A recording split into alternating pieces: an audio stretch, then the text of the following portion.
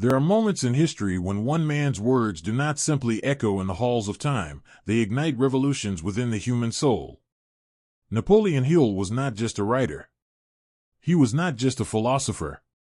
He was a mirror, held up to humanity, daring us to look deep inside ourselves and ask, what are we truly capable of?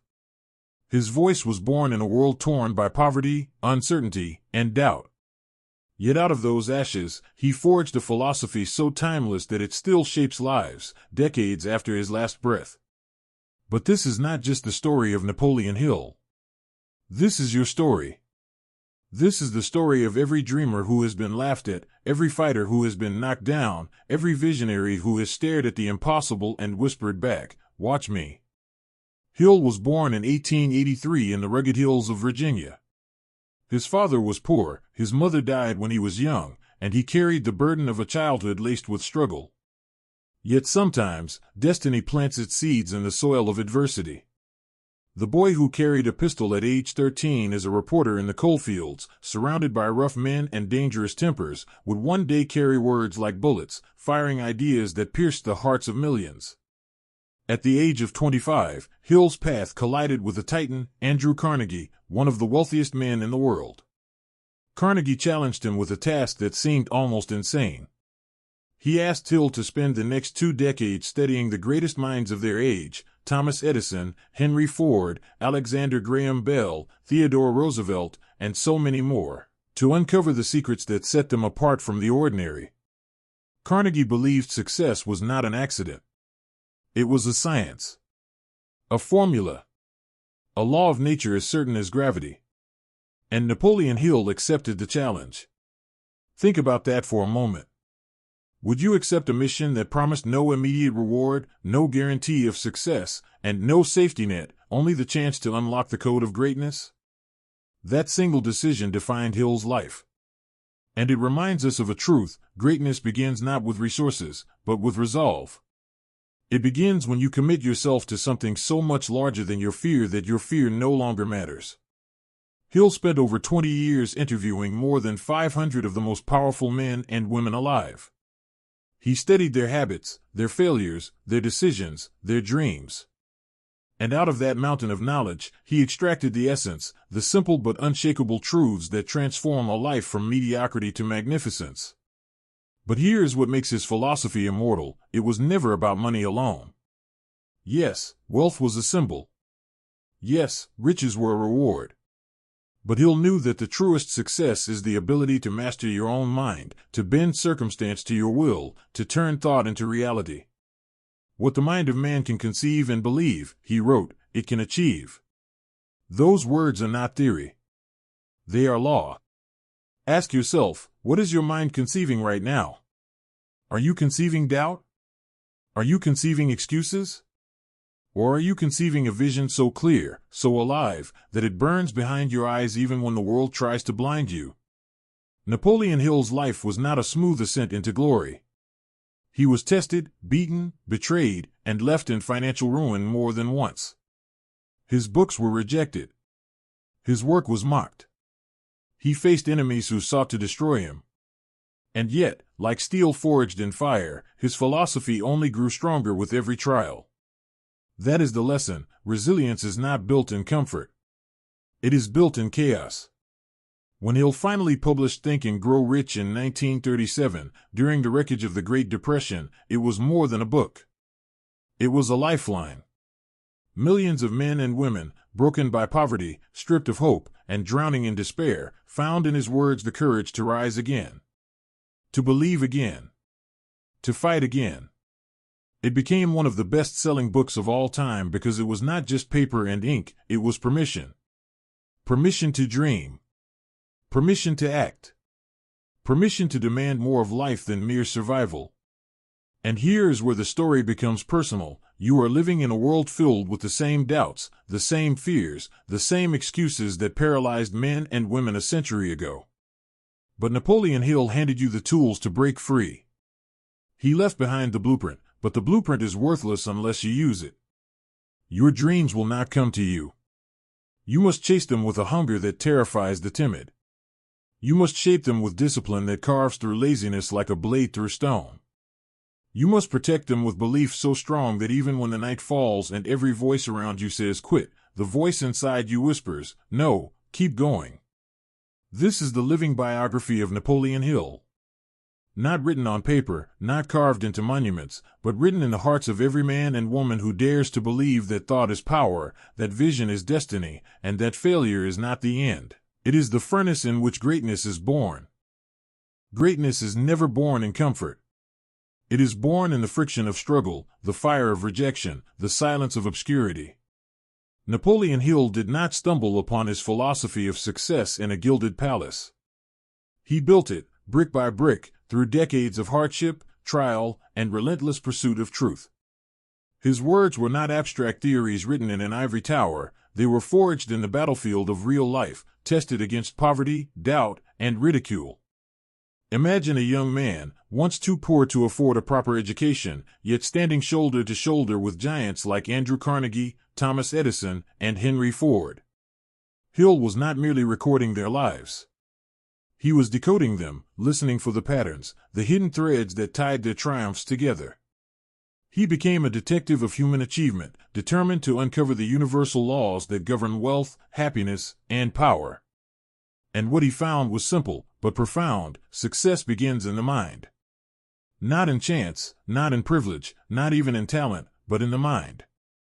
A man's thoughts, Hill declared, are the seeds of his destiny. Every invention, every empire, every breakthrough begins as a single idea, nurtured, guarded, and acted upon with unwavering faith. He wrote, "Whatever the mind of man can conceive and believe, it can achieve. Not might. Not sometimes. But it can." This was not optimism, it was a law, like gravity. Conceive it. Believe it. Achieve it. Those who understood this principle turned dreams into fortunes. Those who ignored it lived as prisoners to circumstance. But belief alone was not enough.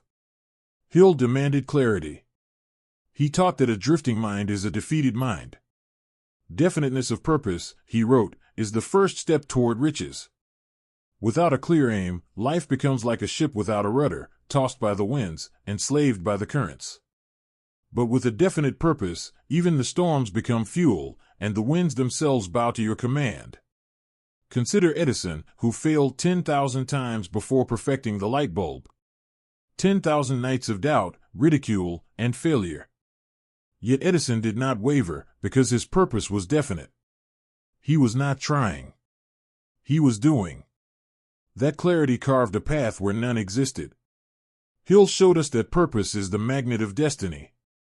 It pulls resources, people, and opportunities toward itself. Without it, even great talent scatters into nothing. With it, even the smallest spark ignites into flame. But purpose without discipline is a daydream. This is where Hill separated the hopeful from the successful. Discipline is the bridge between vision and reality. It is the muscle that turns desire into action. It is the grind, the repetition, the unseen labor that polishes raw desire into shining achievement. Look at Henry Ford, a man who revolutionized transportation not because he had a single bright idea, but because he was relentless.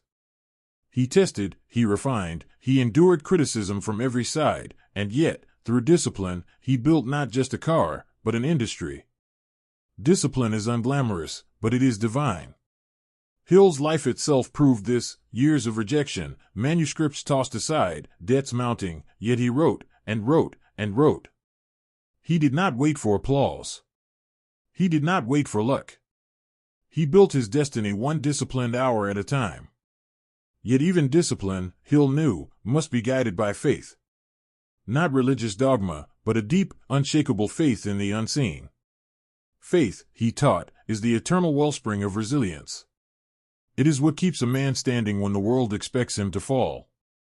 It is what whispers one more step when the body screams enough. When Walt Disney faced bankruptcy, faith carried him. When Abraham Lincoln faced defeat after defeat, faith kept him moving. Faith does not erase failure, it transforms it into fuel. And this is the essence of Hill's philosophy: failure is not the opposite of success. Failure is the raw material of success. Every rejection, every setback, every closed door is a teacher. Failure whispers the lessons that victory hides. It molds character, tests resolve, and separates the dreamers from the doers. Hill taught us that defeat is temporary unless you accept it as permanent. Those who rise again after failure are not merely survivors, they are victors in training. This is why resilience and adaptability are not luxuries, they are necessities. The world will not bend for you. Circumstances will not remain stable. Fortunes rise and fall. Markets crash. Plans crumble. But the man who adapts, who bends without breaking, who shifts his strategy without surrendering his purpose, that man cannot be defeated. Napoleon Hill himself lived this truth. His works were mocked. His vision was doubted. He tasted the bitterness of poverty even while teaching others the principles of wealth. And yet, he adapted. He did not quit when his book sold poorly. He sharpened his message, refined his teachings, and pushed forward until Think and Grow Rich became one of the most influential books in history. Resilience is not resistance to pain, it is the alchemy of pain into power. And adaptability is the art of turning obstacles into stepping stones. Together, they form the armor of greatness. But beyond resilience, beyond adaptability, Hill pointed us toward gratitude.